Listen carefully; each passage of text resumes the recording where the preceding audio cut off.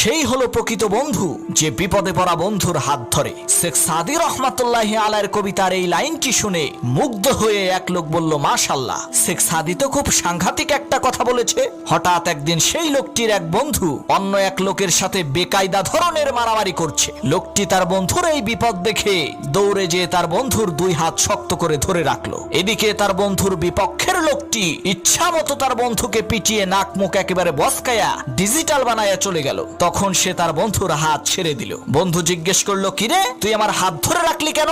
সেই লোকটি বলল, বন্ধু তুমি কি শেখ সাদীর সেই কবিতাটি পড়নি? প্রকৃত বন্ধু সেই ব্যক্তি যে বিপদে বন্ধুর হাত ধরে রাখে। আমি তোমার সত্যিকারের বন্ধু, তাই হাত ধরে রেখেছিলাম। এই লোকটি শেখ সাদীর এই কবিতাটি যেইভাবে বুঝেছে, উস্তাদ সারা বাংলায় কোরআনের অনুবাদ পড়ে অনেক লোকেরা কোরআনের আয়াতকে ঠিক একইভাবে বুঝে, উল্টাপাল্টা কথা বলে তারা সমাজের মধ্যে ফিতনা ছড়ায়।